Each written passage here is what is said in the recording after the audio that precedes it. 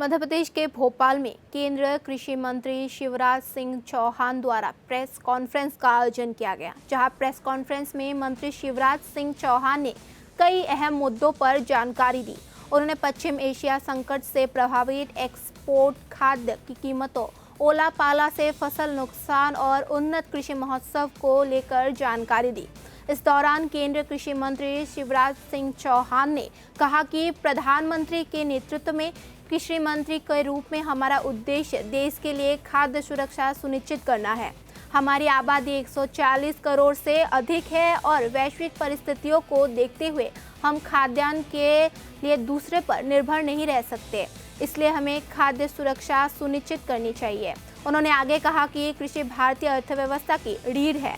आज भी हमारी जनसंख्या का एक बड़ा हिस्सा लगभग 46% कृषि पर निर्भर है, इसलिए हमें उनकी भलाई सुनिश्चित करनी चाहिए और उनकी आय बढ़ाने का प्रयास करना चाहिए। हमारे लोगों को उचित पोषण मिलना चाहिए, न केवल अनाज बल्कि फल, सब्जियां, दूध और प्रोटीन युक्त दाल भी मिलनी चाहिए। यह हमारा लक्ष्य है।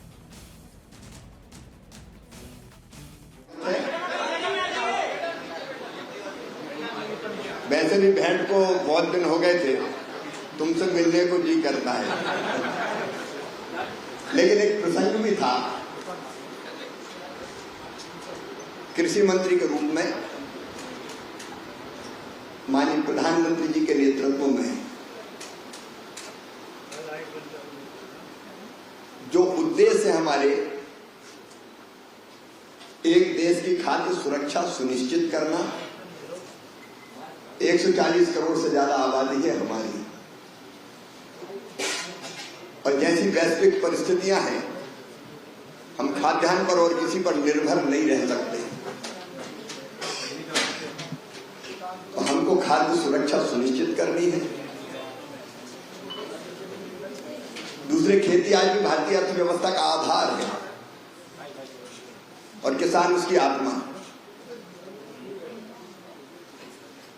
तो खेती पर निर्भर आज भी हमारी पॉपुलेशन है, जनसंख्या है 46%, 46%।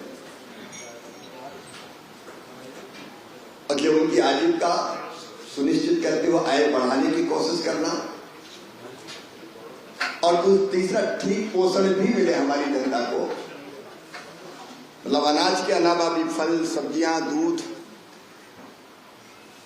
श्रीअन्न, दालें, ये हमारा लक्ष्य है। और इस लक्ष्य की पूर्ति के लिए नई कृषि पद्धतियों का उपयोग करके उत्पादन बढ़ाना, उत्पादन की लागत घटाना, लेकिन इसके साथ साथ कृषि का विविधीकरण भी। और वो दोनों कारणों से, एक, गेहूं और धान में तो हमारे भंडार भरे हुए